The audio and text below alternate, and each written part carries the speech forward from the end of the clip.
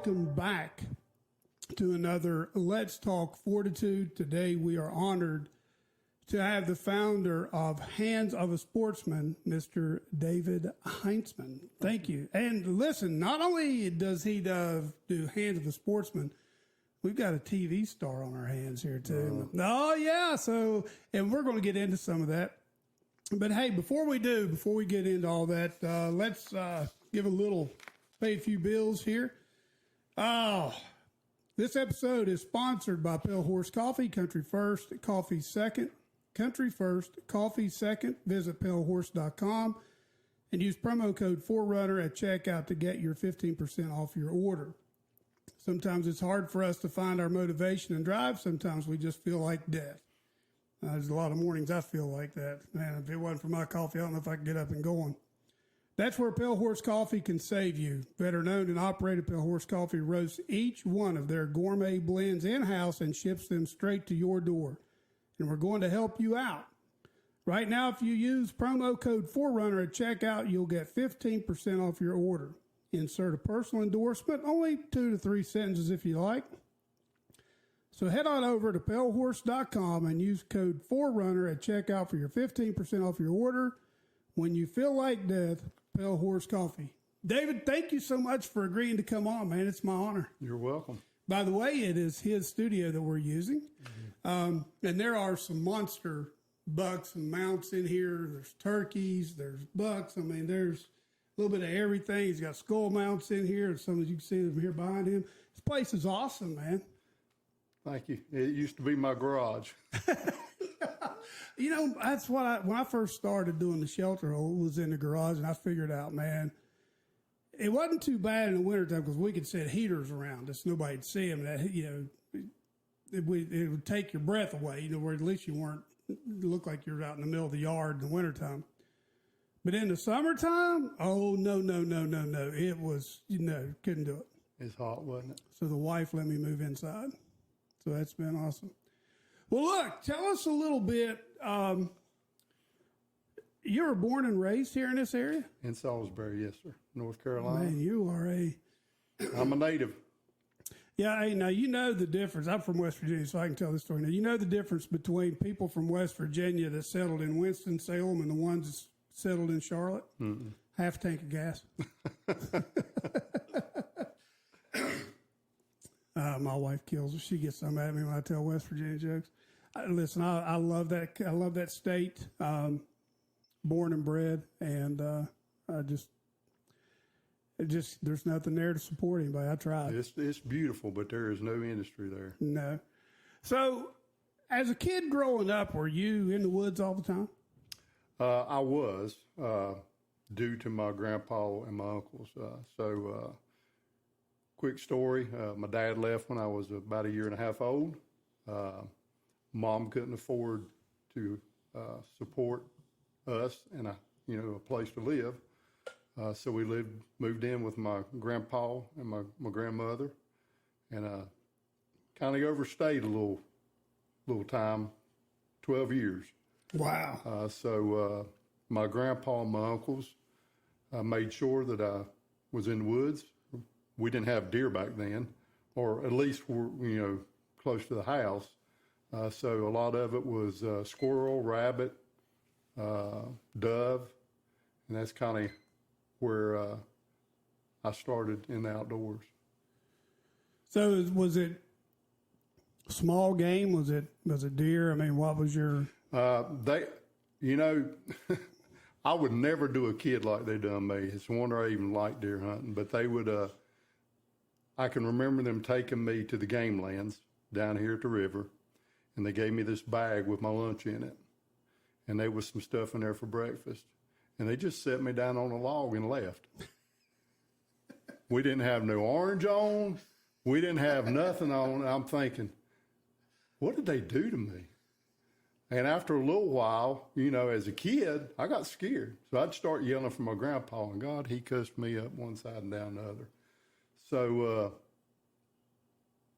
that was my experience deer hunting. Never seen a deer. Never had the opportunity. I think the only deer that him and my uncle killed is they hit with a truck. Wow.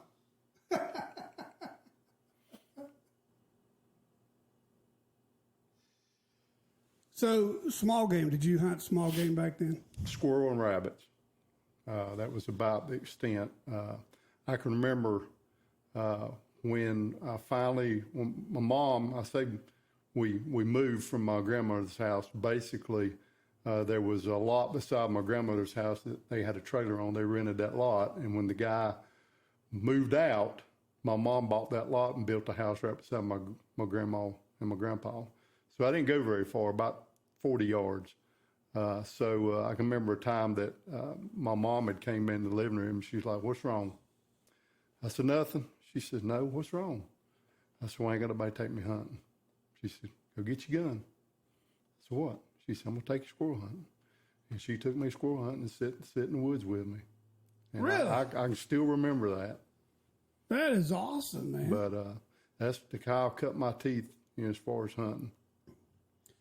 My, like I was telling Brad, is, my dad took me, but my Uncle Donnie probably took me more. And then when there wasn't nobody to take me, man, I just went. It's 1,000 Wonders I wasn't eat up with rattlesnakes, copperheads, and they're all over the place where I used to live there with my grandparents. But to this day, there's no peace or tranquility or the smells that you get when you ruffle leaves. I don't know. There's seeing squirrels in a tree or listening to them drop their cuttings out of a tree, listening to one bark, and trying to sneak up on it. And then when you deer hunt, especially if you bow hunt, you have to do your homework. Mm-hmm. I mean, very seldom do you ever go out and just sit down and kill a deer with a bow. If you're having, you've got to get them things close. Mm-hmm. So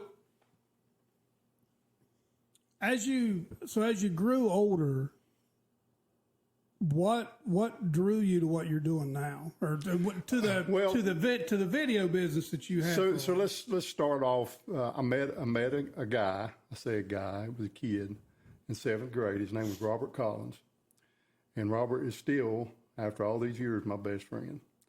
And me and him started bow hunting together, and fell in love with bow hunting. Started competing in archery.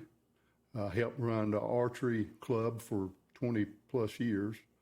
Loved 3D archery. And when me and Robert got our license when we turned 16, it was on. Because now we could get somewhere to deer hunt because we had our license.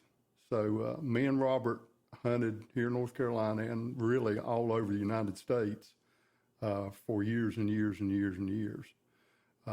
And about 20 years ago, maybe 25, I can remember the video camera still had the black and white viewfinder. That's how long it's been. So it's been a while. And we started filming some of our hunts and really enjoyed that part. And as we advanced as hunters, the equipment advanced a little bit. So we just enjoyed it. We were doing it just for us. We didn't even know how to even edit it. We'd plug it up to the TV and watch it like, that's cool. So, I guess about, trying to think, probably 15 years ago, 16 years ago, met Ken Cobb, which was the host of Hunting the World Southern Style, which was located in South Carolina. And I started filming for him for his TV show. And after about 4 years, somehow I ended up starting my own show here in North Carolina. So I'd met Brad and met Derek, and I knew that we couldn't do all of this just with a handful of people. For those wanting to start an outdoor TV show, it's a lot of hard work. You have to have people dedicated to sit behind the camera. And what happens is people love to hunt so much, they realize they're missing out on the hunting part because now they're the cameraman. So I think people have a false vision of what that's like. But I had some pretty good guys on my team. They were very good. Some learned at a different pace. Some were really good. But as we grew as a group, the production got better. So if you go back and look at the first year and in the 10th year, there's no comparison as far as production value. I've watched some of your videos, and I told you, I said, dude, you need to be doing the filming here, not us. And it's very well done, very professional. Well, it's it wasn't nothing I went to school for. It was all self-taught. Brandon Curran, which ended up being my co-host, he had a couple years experience on me as far as the production part. So he taught me a lot.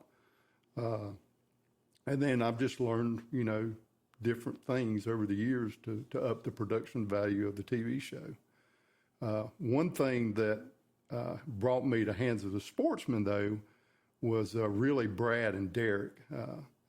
Derek had asked me the first year we started the show, he's like, you really need to go and visit this hunt next county over. There's a family down there, the Barringer family, and they do a disabled hunt. And I think it'd be cool if we could show what the community is doing to give back to these people. And my exact question was, why do I want to go film a disabled hunter? I had a very rude awakening waiting on me after that weekend. And I found out that weekend wasn't about killing deer. That weekend was about giving back to others. And when you spoke about your wife and her having a disability, but she wasn't raised that way, I think that's the biggest thing I came away from that weekend was those people don't want your help. They want an opportunity to hunt just like me and you. So that hunt gave them that opportunity. They didn't want you to help them with the chair. I can remember bringing people here at my house, stay with me, and literally a guy dragging a wheelchair up my steps. I'm like, Keith, I'm right here. He said, yeah, but what you don't understand is 2 days from now, you're not going to be right here. So I have to learn how to do this on my own. Wow. And that, that's what's driven me all these years is just, it's not the deer hunting. It's helping somebody just because. I ain't looking for nothing in return. I just want to put a smile on that person's face and make one day out of their life a better day. Well, it's like I was telling Brad that if you go do a hunt like what you do, or you go to the Sawtooth, and you go there to get something, you're there for the wrong reason. You're there for the wrong reason. You've got a sick ambition. I mean, if you're there to promote yourself, we went there to film, not to promote Forerunner or anything that we do. We went there so that we could produce something to put out there that might bring sponsorship or somebody else in, or and maybe somebody has a disabled individual that never had the opportunity to hunt, that can put their name in the lottery to possibly, or reach out to you guys as well. And that's why we're here now, is because of what you do. That's Matt's vision for us. When he wants people to come there and see that, and then take it and grow it in another area. And it is starting to happen. But go ahead. I mean, it's because you know Matt a lot better than I do. Well, I mean, I just know what his vision is for North Carolina and people that come there. Me, I left there that weekend. I told Matt, I said, listen, I will never, ever miss this hunt again. If I do, I'm in the hospital. I'm 6 foot in the ground. And I ain't. I've been on the filming part, and since, proceeding with the Hands of the Sportsman, I've now been on the guiding part. I get something out of either one of them. But for us, we wanted to take what we saw there and grow it in other areas of the state, which is what we've done. Now, I do know that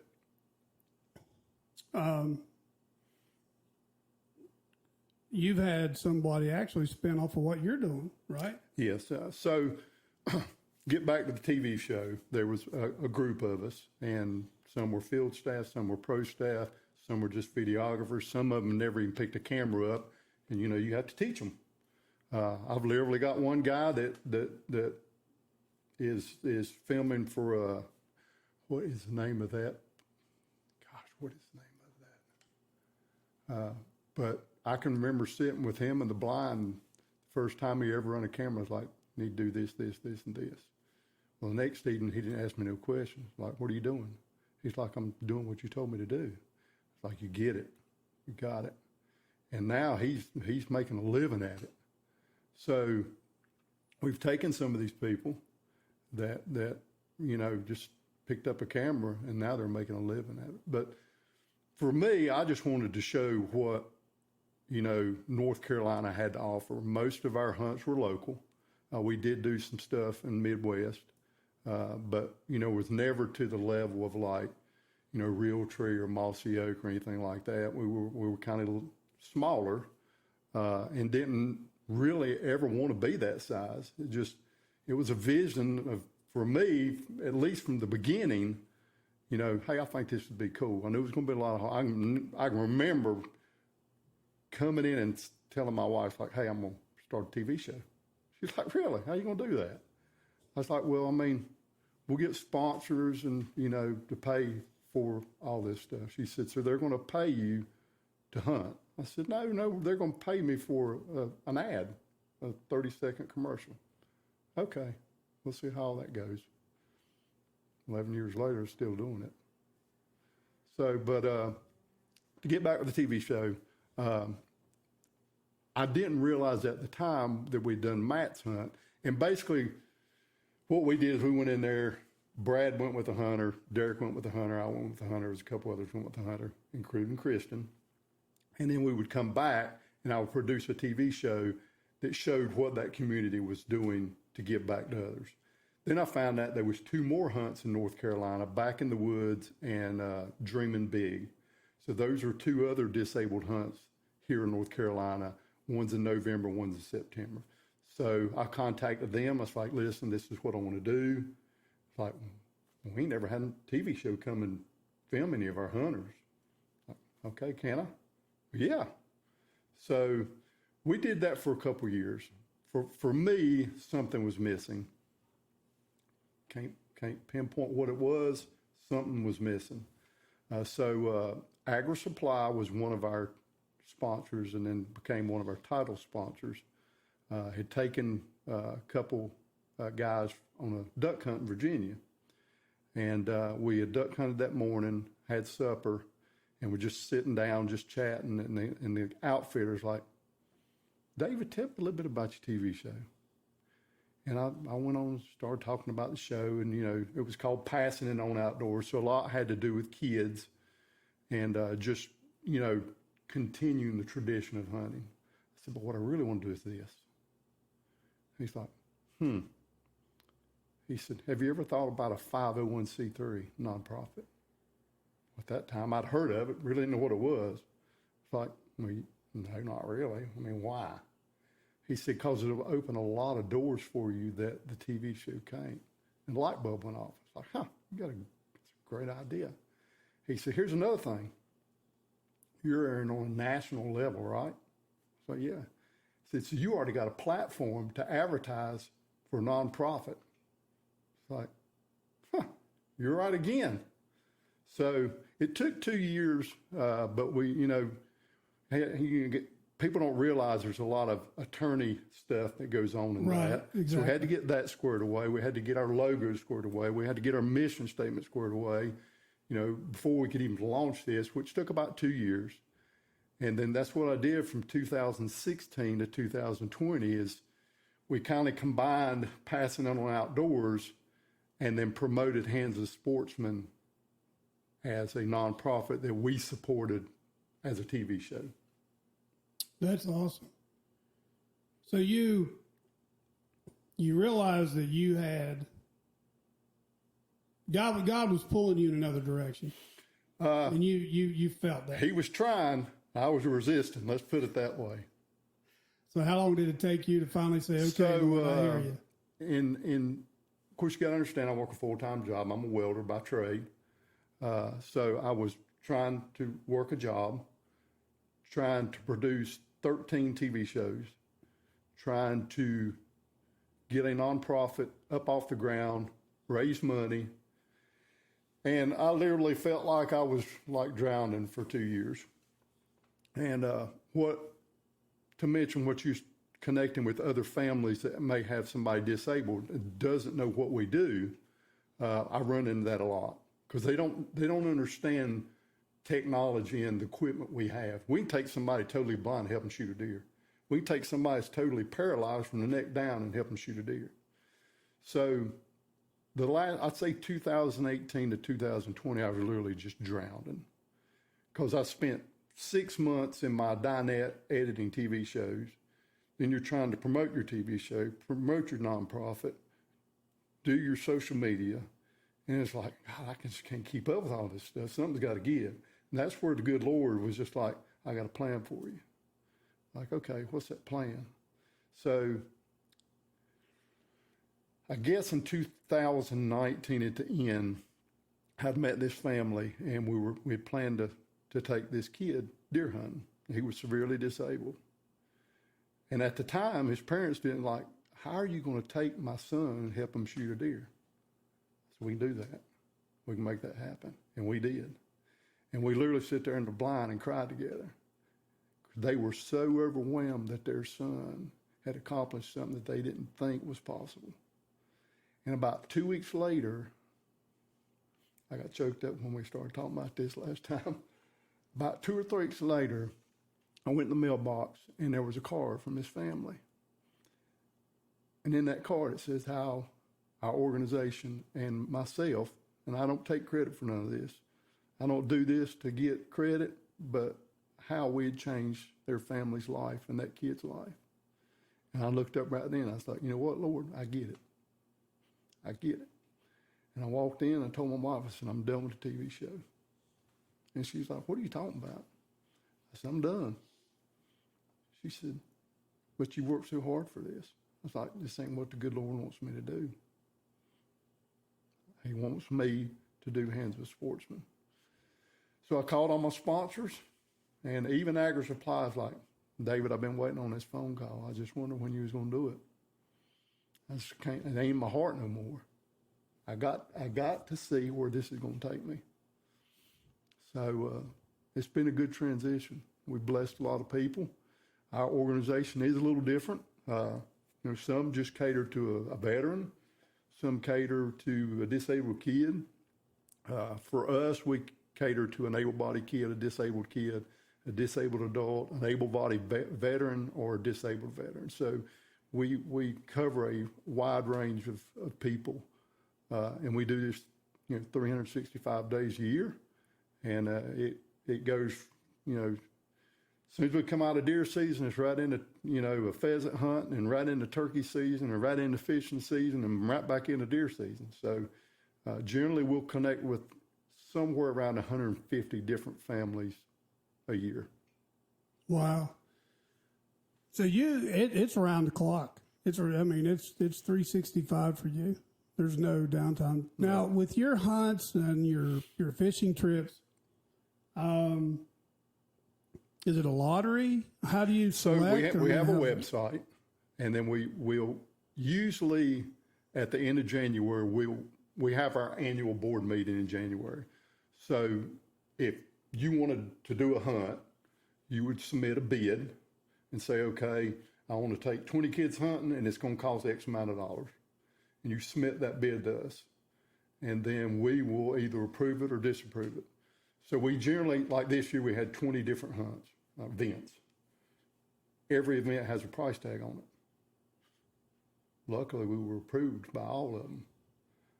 So it takes a lot of money. But to get back to your question, we'll put those hunts on our website usually around February 1st. If you got a kid that wants to go on a squirrel hunt or a fishing trip, you sign up for that, you fill out that application and submit it. So every hunt has his own category. And then when we get ready to draw those hunters, or there's people to fish, or that youth day, we already have a pool of kids for hunters to select from. And you don't discriminate Nope. between whether they're handicapped or not handicapped, or We can handle them all. you handle them all. Now, back in the day, Lord, if we had the equipment we got now, we would have shot some deer. You know, I'm glad you brought that up because I went on and watched some of your videos, and the technology that you guys use in a blind now, It's incredible. that you can actually, correct me if I'm wrong, but there's a camera on the gun that's looking down the sights, correct? Or there's the scope is a camera. It's basically a tube that transfers the image up into the computer screen. So you know exactly where those crosshairs are at. When that youngster or disabled person, whoever it is looking down that scope, or however they're looking, whatever they're looking at, you know where those crosshairs are at. So you can say, no. Yep. You know, squeeze, you know, whatever, to kind of help guide that. Right. To make sure, because Especially it works very well for a first-time hunter that doesn't understand where the crosshairs need to be on a deer. and that their heart is about to pound. I mean, it's hitting their brain. It's pounding so hard. I'm going to tell you, I've had people go with me. It's like, man, I was tore up. I felt like I was shooting 60-inch deer, and I'm just a spectator. So I think part of that's you don't want to fail the kid, right? Right. You want to make sure they understand where the crosshairs need to be. And especially if I've never been with a kid, I've never seen them shoot, I just put that on there as an insurance policy. Because I've had kids before to get on the deer, and it's like, now? I was like, no, not now. Look where those crosshairs are at. That's not where they need to be. And I'll help them aim. Right. And as we grow them as a hunter, I'll take that off. But before, and here's what people also need to know, is I saw where you guys actually take the kid and you show them before they ever go to the blind, here's where you want. Right. Here's where you want to hit the deer. Here's where you want your crosshairs to Right. be. If it's, you don't want to gut shoot one, so you want to make sure. And here's the thing I always taught my boys when they hunted. We owe it to the game we hunt to put the best humane shot on that animal Right. as possible. That if we don't go out and spend our due diligence practicing, making sure we know what our equipment's capable of, that we know our equipment, we're doing an injustice to the game. Right. And we shouldn't be out there. Yep. There's nothing ticks me off more than seeing an animal. Now, if things go wrong, you'll hit a twig with a bow and arrow. You're a bow hunter. You know that you may not be able to see a twig, and I mean it doesn't take much Right. to deflect an arrow. The fletching could hit it. I shoot mechanical arrows because I was never able to tune a non-mechanical broadhead to shoot the way I wanted it to shoot, and I just never did feel comfortable shooting it at an animal.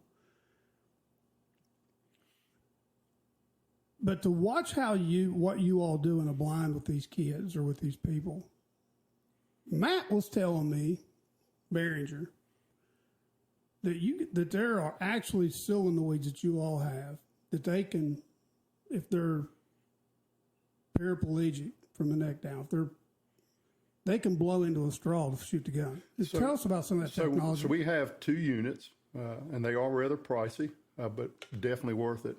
That a company, Be Adaptive, builds. We have one that I call them sip and puffs. So basically, we have a table. And it's not something you want to like stroll in there in the morning and try to set up before daylight. It has to be pre-planned. Have a table, have a lawnmower battery. There's 3 or 4 different pieces to put this together.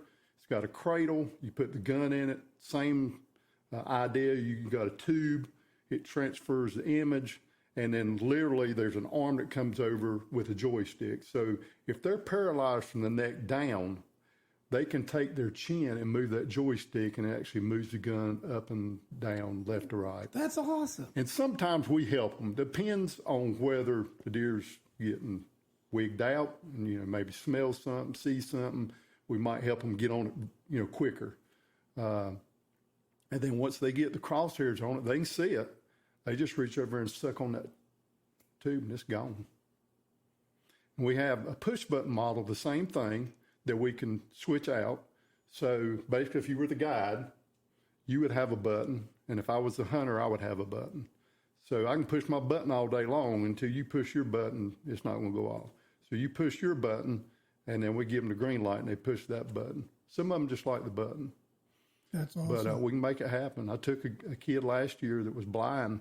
I say he's a kid. He's not a kid. He's 20-some years old.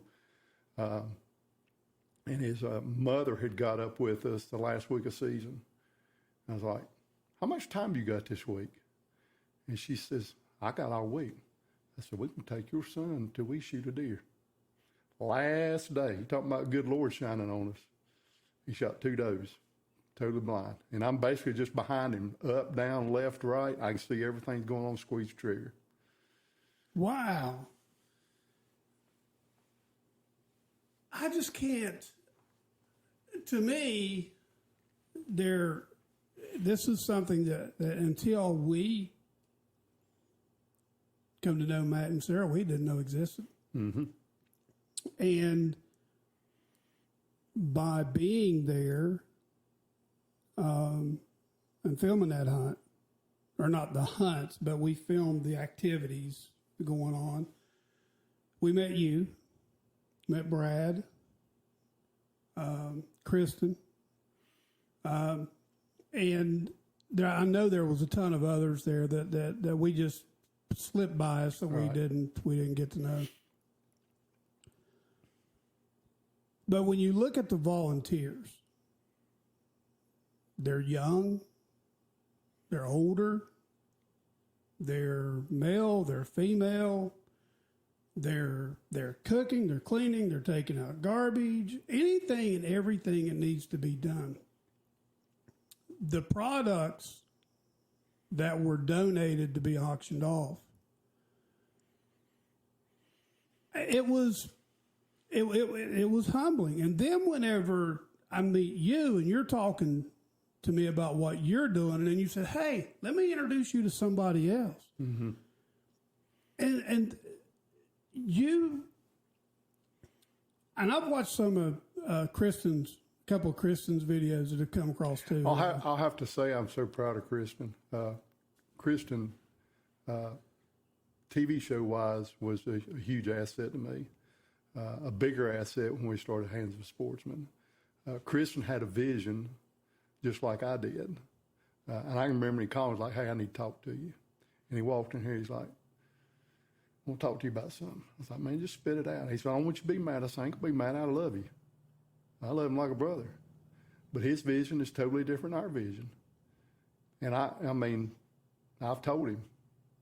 I went to his banquet and filmed his whole banquet for him. What owe you? You don't owe me nothing, brother.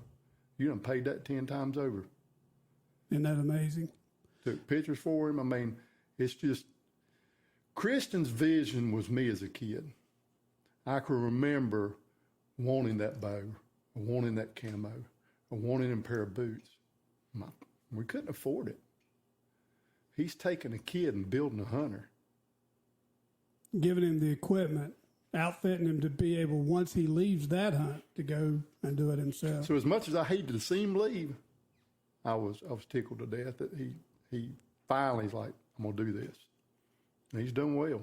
And you know, you're sitting here with me today, and I'm eventually going to get to Kristen. I've reached out to him.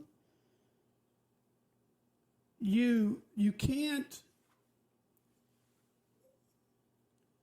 The thing that makes folks like you and Matt and Kristen special is that you don't get offended when somebody else wants to do what you're doing, to give more people an opportunity to do what you're doing.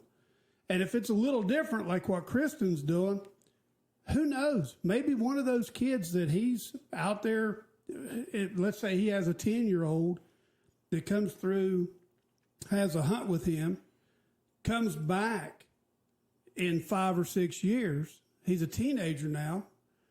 Hey, I want to be part of this. What do I have to do?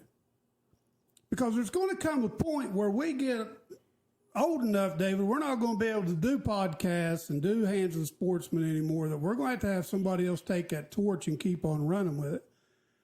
And that's what you're doing is what I want people to see is your heart.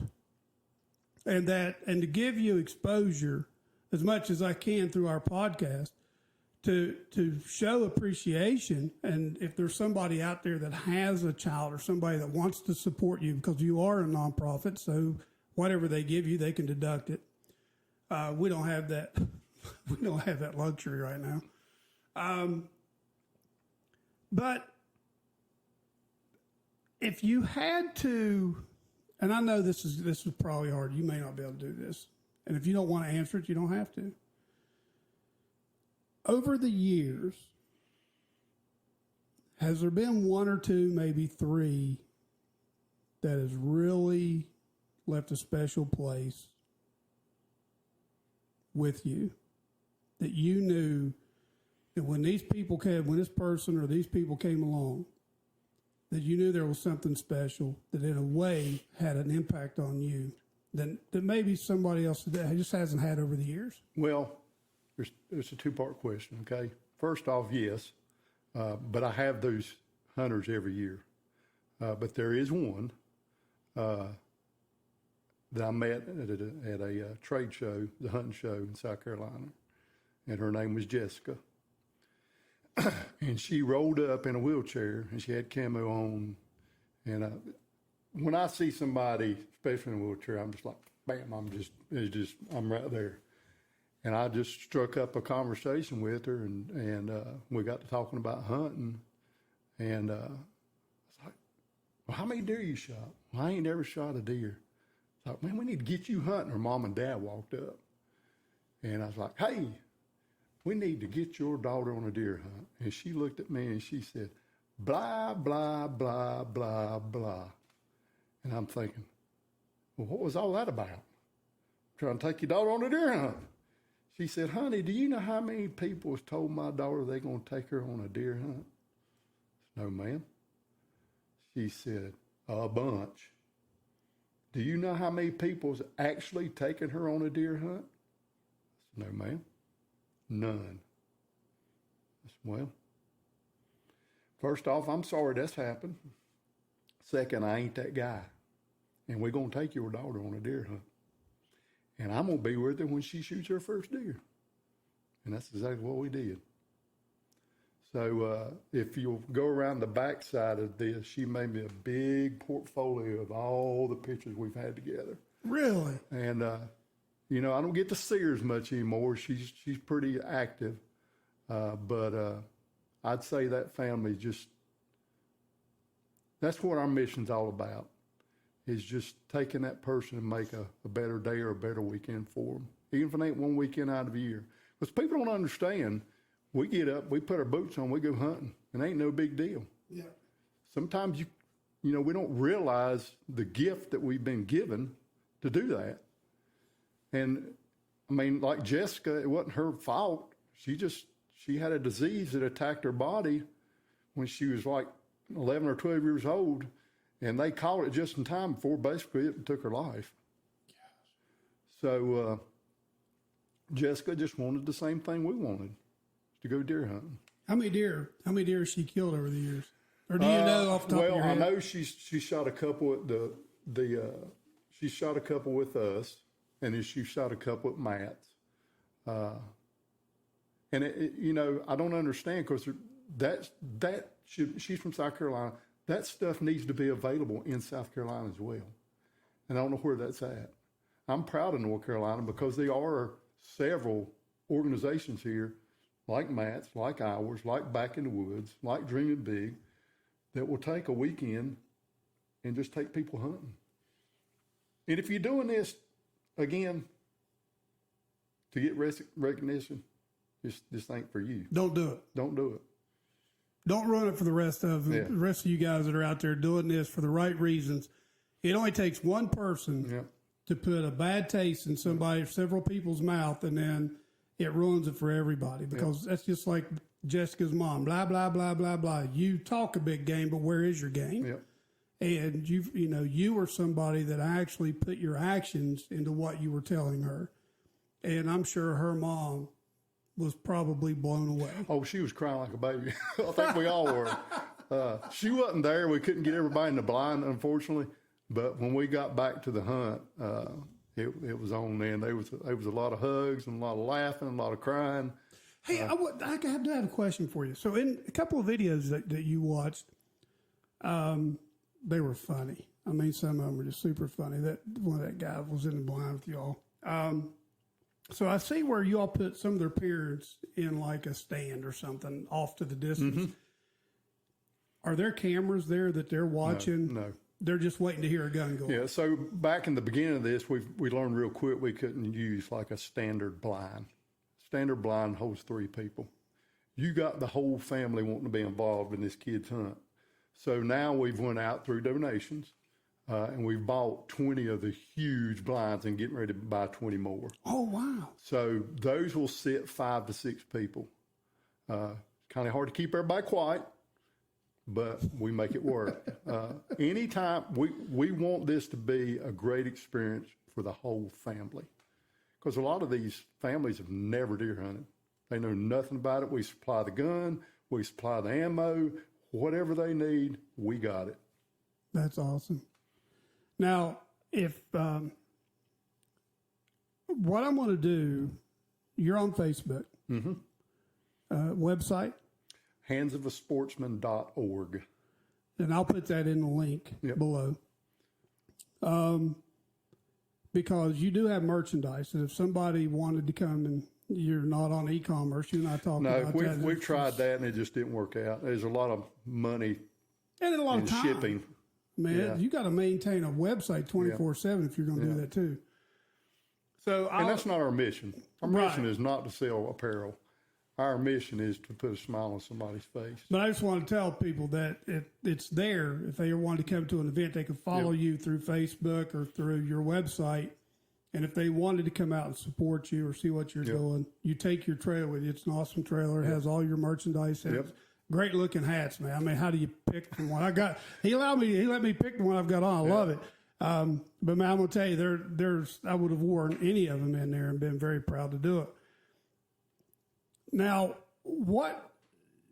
so you and I were talking, you're like me, you work a full-time job. This is a hobby for me. I started this as a hobby. Chad is actually my boss. It's his production company that produces my stuff.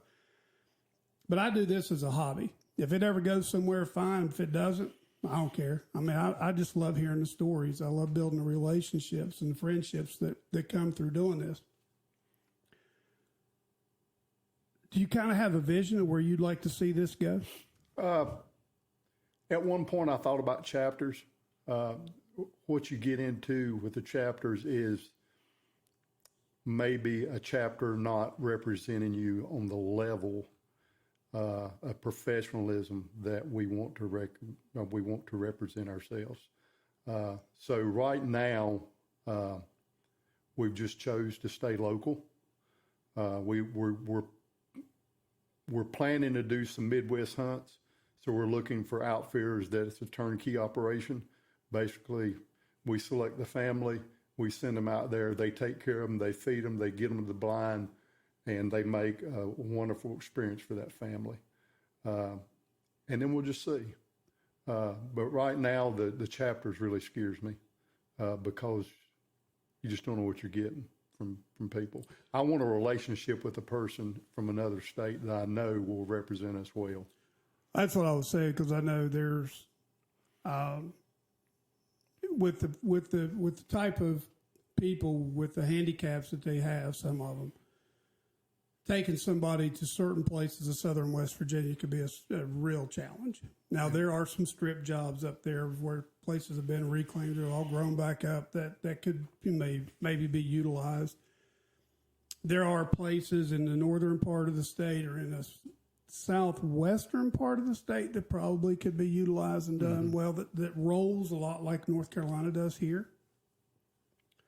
I know that there's some great fishing up there, turkey hunting. I mean, the pheasant side of things, don't think we have a lot of pheasants back there now. They've just about left West Virginia. So our pheasant hunt is basically a tower hunt. So we bring in challenged hunters and kids. Basically, if you've never been to something like that, we purchased 300 pheasants.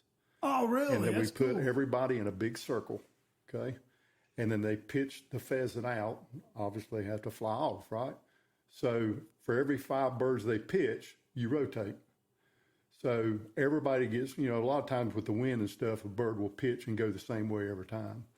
So we had some pretty interesting. There was one guy who was shooting. I mean, he was wearing them out, and he's got one arm. So we finally found a gun he could wear them out with, and boy, you couldn't control him then. So, and it was pouring down rain, 36 degrees, and not one hunter come in did not have a smile on his face. I'd love to come out and watch that. So, I mean, I don't have to participate. I just want to come out. I just want to come out and watch and just be there to support and love on people, man. I think it would be awesome. So when you go fishing, is that local as well? Is that like ponds? Is it streams? We did a pond, and then Justin Whiteside down at in South Carolina, he did a big catfish day for us, and it was totally awesome. I mean, he made one call, man, and he had like 28 boats. So we took 30 kids fishing, and there was church right across from the board where they launched the boats. So we all met there. He took care of everything. That's the type of people we're looking for. It's like, when Justin came to us, it's like, what do you need? I don't need nothing. You just give me the kids. You don't need nothing else? No, I'll take care of all of it. Don't worry about it. That's what he done. And to me, that's the people I'm looking for. Don't tell me you're going to do something, not do it. I judge everybody on their character, the type of person they are. And usually, you get me once, you won't get me twice. Yeah, it's a great place. Let's take a quick break here. This episode is produced, mixed, and mastered by Forerunner Productions. For more great content, search Forerunner Productions on YouTube or wherever you get your podcasts, and become a supporter by visiting forerunnerproductions.com. Forerunner Productions, telling the best stories ever told, capturing the soul of our society. No society can survive without real, authentic storytelling. Sadly, the stories of today's society are hollowed out. The shells of the epics that forged it, Hollywood prefers to pander and cancel, and the media only shares what they want you to know. This is why you need Forerunner Productions, dedicated to telling the truth and telling it beautifully. Forerunner Productions delivers stories in a way Hollywood has all but abandoned. With 5 different podcasts, weekly articles, and book publications, there's no place in the entertainment world that Forerunner Productions is afraid to go. Be sure to search Forerunner Productions on YouTube, Spotify, Apple Podcasts, or become a supporter by going to www.forerunnerproductions.com. If you want the truth and you want it beautifully, if you want encouragement and inspiration, if you want the best stories ever told, Forerunner Productions is for you. Again, that's Forerunner Productions on YouTube or any podcast platform, or www.forerunnerproductions.com to become a Forerunner today. I'm proud of that boy, man. Both of my boys. My oldest is been 15 years active duty Air Force, tour in Iraq, 2 in Afghanistan. He calls in close air support. Chad does cybersecurity out of Langley. Both Air Force. 10 years apart, though. Chad wasn't a mistake. He was just a serious surprise. And, man, I've always told people, it's amazing how kids are different. Right. I mean, his brother they're both super intelligent. I mean, they blew the ASFAB out of the water. Going in the military, there wasn't anything they couldn't do. Richie is a teacher, very patient, loves math, hates to read. Chad loves to read, writes books, not a big math fan. So it's amazing how they're different like that. Totally different, I think. Totally different. Man.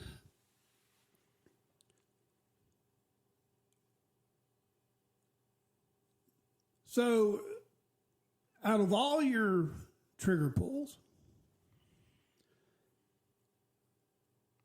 is there one out there that, we'll go deer and we'll go turkey. Is there one out there that when that, let's say the turkey, when that tom showed itself and its beard was dragging the ground and you're like, oh my gosh. So is this for me or for a kid? This is for a kid. Okay. Turkey-wise, it would probably be, it was just textbook. I mean, we showed up, had this gentleman, actually he's on our board now. So that it's kind of funny how things come full circle, right? He's seen what we had, loved it, ended up taking his son and his daughter. Actually, I filmed both of his son and his daughter's first bird. But it just couldn't happen any better. And there was a lot of prayer that went into that. And a little preparation. We had the landowners like, hey, I know where the bird's at. You just need to get next box stand, be quiet, don't call, put your decoys out, they'll be there. And it just worked out great. Didn't even have to call. I think I probably did some little tree yips, but literally that's all we did. Wow. I love hunts like that. It's easy.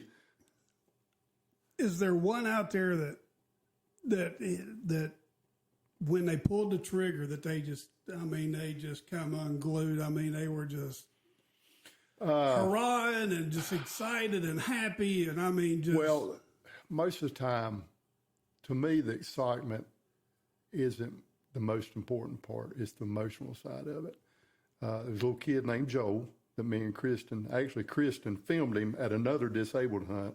He didn't get a deer, so we invited him to come to Matt's hunt. And then I went and filmed. Kristen was guiding him. And it was just an awesome day. I mean, it was just, this kid had worked so hard to try to get his first deer. And literally, him and his dad sit there and cried together. Because we didn't even know he hit the deer. His dad went down there, and then when we walked up on the deer, his dad just like broke down. And I'm like, man, I can't believe this. I mean, this is the type of emotion you want to see from a dad. And when he got back up there, he just hugged each other and cried. I was like, you know what? When people think of deer hunting, they think of shooting a deer. When I think of deer hunting and taking a family, that's what I think of. That's what I want to see. You know, David, when people watch these hunting videos, Mike Waddell's one of them. He's a big time hunter. He's got, he's got all the sponsors. Met him, and there's actually a picture of me and him and Nick really? up on the wall there. So when you see these guys in a tree stand, the deer comes up, they shoot, they hit, and they're breathing hard, and I mean, it's emotional, man. Yeah. I mean, even to these big time dudes that do it every day, when they lose that, is when they're going to quit. When you lose that, your heart beating out of your chest, your adrenaline flowing. I don't know how many guys. I know a guy. He's a taxidermist. He's a school teacher. Collapsed in his deer stand. I mean, the emotion overcome, and he just collapsed. And he's not afraid to tell people that, but he's a traditional hunter. He's a traditional bow hunter too. He always teased me about having wheels on my bow, but he and my brother-in-law, or ex-brother-in-law, both used to do a lot of traditional hunting. But that's real.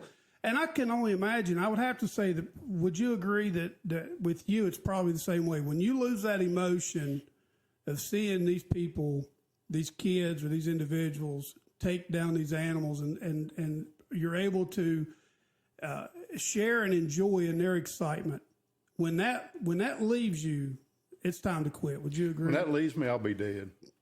I mean, literally. I mean, if you can't get jacked up over a kid shooting his first deer, and a family sitting there crying together, you're in the wrong business. There's just something wrong with you. Yeah, you're in the wrong business. I mean, to me, that's the ultimate gift. And for me, there was a decision, okay, well, now the TV show's gone.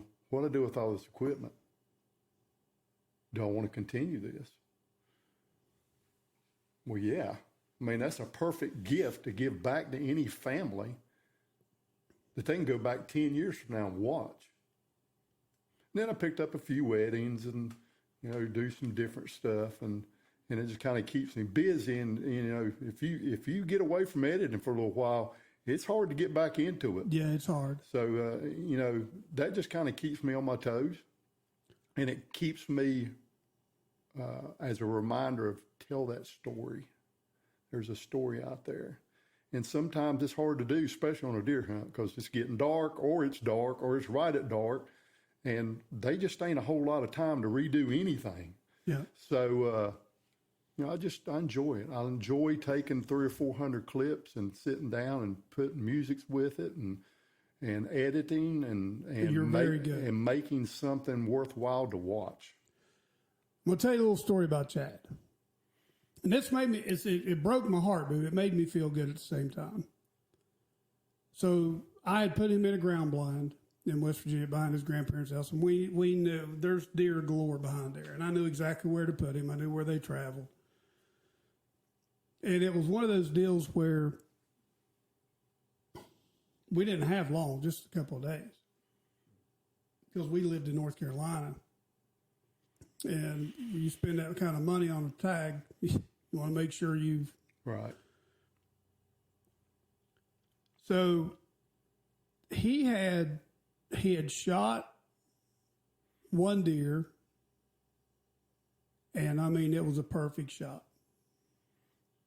And was really excited. Well, what we didn't know was his 30-yard pin on his bow, or something had happened, and the sights had broken on his bow. We didn't realize it. Mm-hmm. And so the next deer that he shot up too far back, and he knew it as soon as he hit the deer. He knew that it wasn't a good shot. So I told him, I said, don't push it.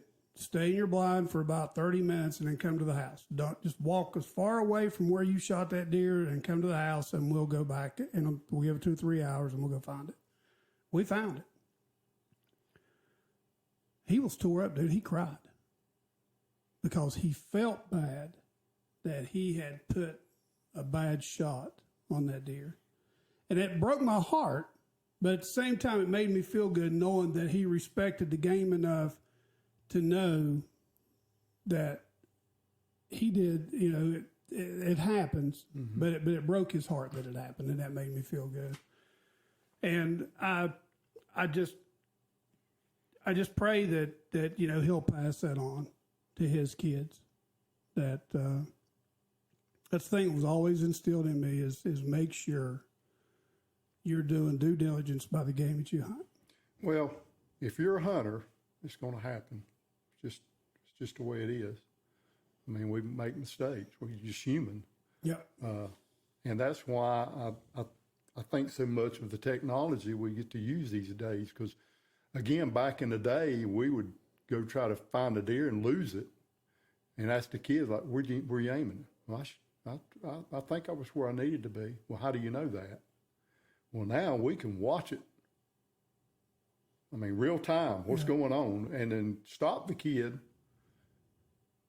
before he makes a bad shot. So I'm like you. I mean, you want to give everything due diligence, but it's going to happen. There's variables between that stock being on your shoulder to your finger to your jaw placement on your gun to look down your scope from the end of the barrel, whatever's between the barrel and then you never know, is that deer going to take a half a step from the time you pull your trigger? Is it, and shooting with a bow, it's even worse. Right. There's even more. Got to have them close. Oh my gosh. Well, let me ask you a couple quick questions. Okay. And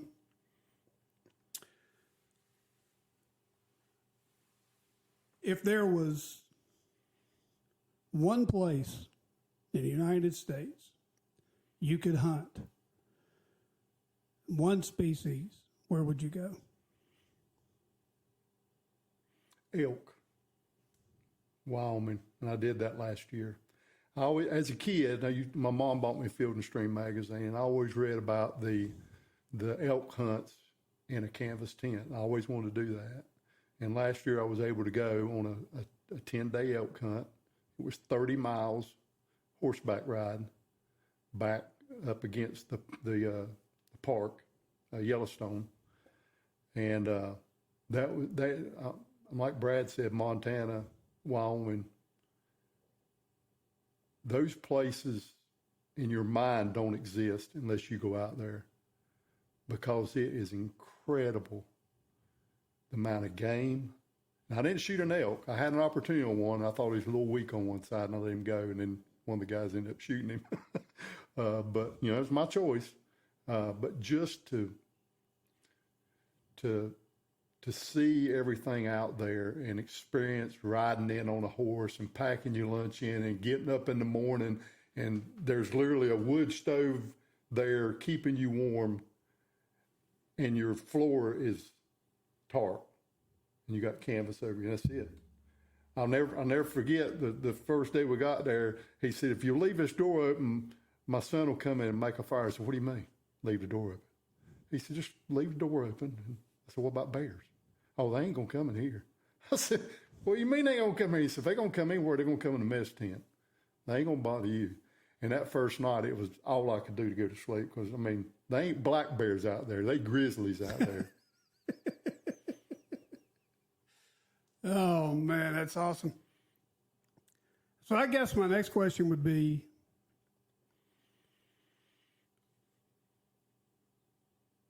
is there, well, have you ever thought about Alaska? Yes. I did Canada, but I don't know. I don't think Alaska intrigues me as much as Canada did. I don't know. There's just something about Canada that, I mean, when a guide drops you off and you don't see them, they're gone. There ain't nobody out there but you.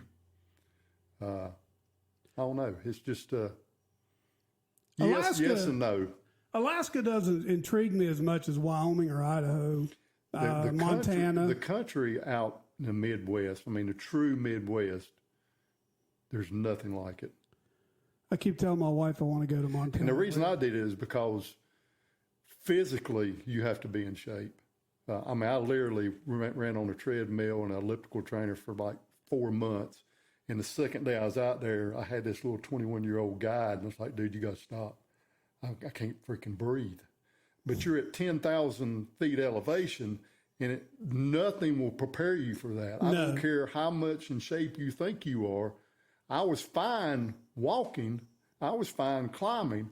I just couldn't breathe. So I just wanted to kind of get that out of the way. Favorite fish?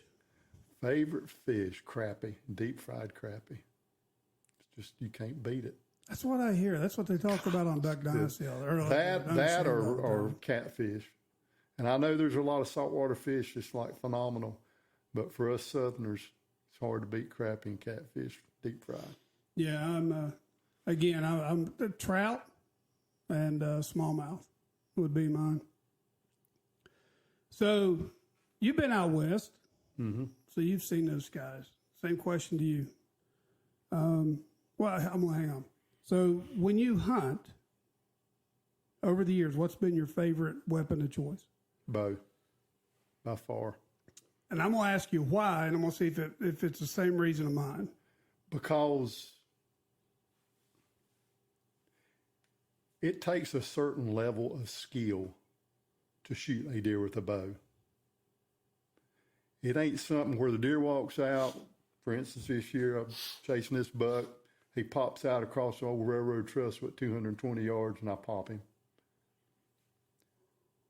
Did it take some skill for me to be in the right place at the right time? Yeah. And did it take a little bit of skill of propping up on a tripod and shooting 225 yards? Yeah. When you can get that deer within 30 yards of you and make an ethical shot with a bow, you've done something. My thing is, I think it's safer because I don't like the idea of walking through the woods and having somebody put their crosshairs on me with a high-powered rifle. But more than that is you have to get to know Mother Nature in such a way. I mean, between rubs, scrapes, is it pre-rut, rut, post-rut? What are they doing? What are they eating? Are there any acorns this year? Because in West Virginia, we're not allowed to shoot off food plots. You get caught shooting off a food plot, you'll go to jail. Yeah, you can't shoot food plots. And you can feed them, but if you shoot one with its face in a pile of corn, and you get caught, you're in trouble. So you're talking about baiting. Yeah. Okay. Basically, bait is what they call it. So when I hunted up there, you had two choices because there wasn't no crops, right? At least where I was at. So you had two things, acorns and meadows. Yeah. If the acorns wasn't dropping, you see a deer on a meadow in the evening. Oh, yeah, absolutely. And that's the thing about, and that's what I say about it, the different, being in West Virginia, we'll just say, because we spent so much time in the woods. First thing we did was we'd find some place where they crossing the street, where they crossing the road, because you'd see that, because they're a creature of habit. And once you find that trail, then you try to find, okay, where, if you find the does during rut, you're going to find the bucks. All right. So then once you find your scrapes or your rub line, then you're starting to get a little closer. But it takes time to do that. And when you're working 12 hours a day, 5-6 days a week, you don't have time to do that. And I'm just not the type of person that I can walk out and just say, that tree looks good, and sit there. I can't. I want to know that there's something possibly going to come by. So yeah, that's but the safety part of it is big for me, is to make sure. I just like to be able to see what it is, and because there are people that will shoot into, they see brush rustling and they'll shoot into it, not even if they can't even see. So, same question for you as Brad. If you go anywhere in the world to observe a sunset with your wife, where would it be? It's hard to beat the Midwest sunsets. There was one morning that we had found this elk that evening, knew where he was at, but we were going to have to leave like 2 hours before dark to ride, and then we had to hike the remainder of the way. But I remember sitting there and that sun coming up, I was like, you just don't see this in North Carolina. I mean, the good Lord just paints such a beautiful picture. And if you've not ever went out there, you don't understand. I mean, it's just a totally different way of living, the way things look, the way people act. It's just, everything's different. When you get out where you were, there's no lights. Well, actually, we couldn't even run a solar charger because that was against park rules. Every trail we take to get to that camp, they had to cut by hand. You could not have a chainsaw. If a ranger caught them using a chainsaw, the outfitter would have lost his license. Wow. And that's something you don't want to lose. You don't have 18-wheelers or cars on a road or beeping horns, or it's just They had nature. satellite phones. If somebody got an emergency, they could get. As a matter of fact, they flew a lifeline into one of the other camps. A guy got attacked by a grizzly bear, and they ain't but two ways of getting out of there.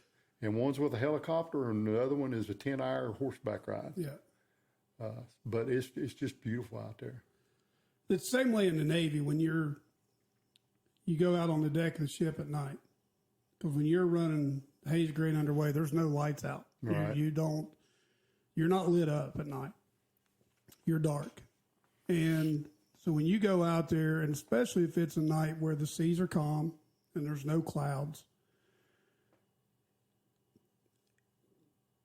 it's a sky that you can't describe. Right. Because it's from horizon to horizon, 360 degrees around you. You just can't describe it. If I could go anywhere to observe a sunset, it would probably be on the deck of a ship in the middle of the ocean somewhere. I don't care where it's at, as long as it's clear.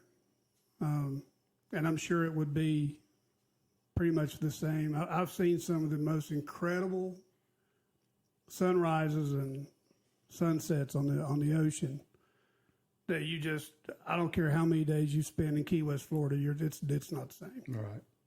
Just like it's not the same where you're at. I'll put all your descriptions in the all these links that we've talked about. I'll put them in the description below.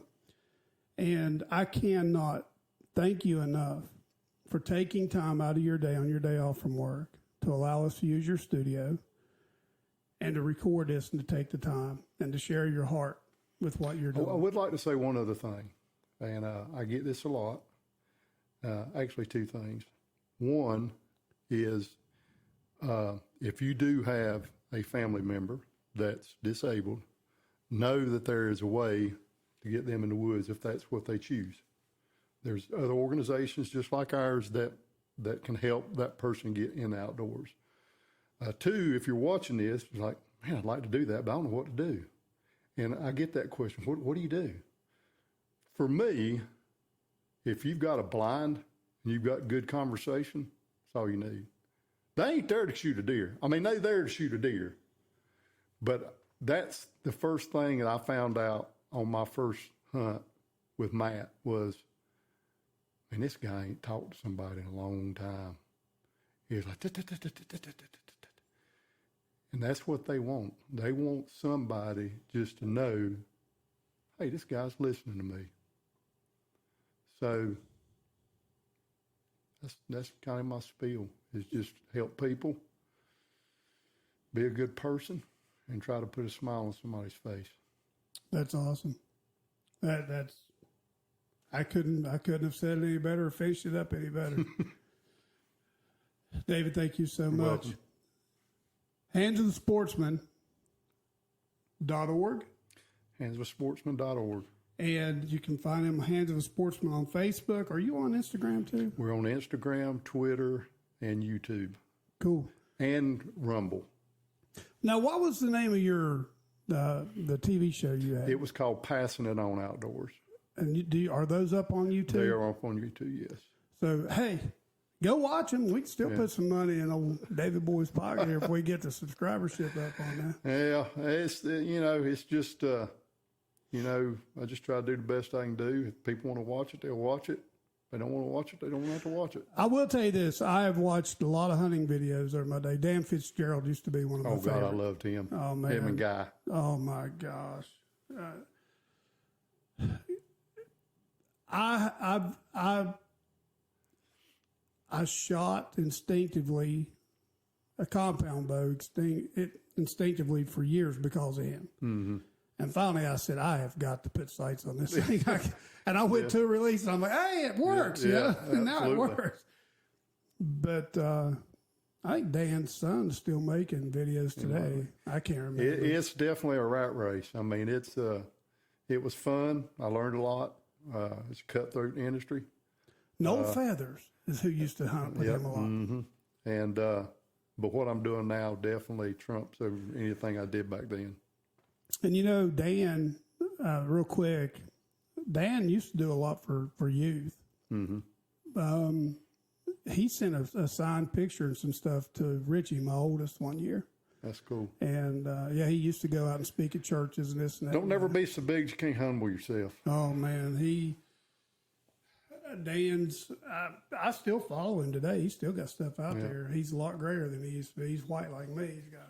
We all getting older. Yeah, you ain't kidding. I'm gonna be really mad if I get to the point I can't hunt. Somebody don't take me hunting.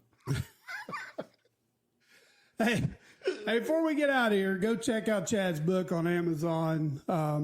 You're Not Special, You're Gifted. And I just went on there the other day. They are still available. And thank you so much again, Dave and Hands of the Sportsman. Yes, sir.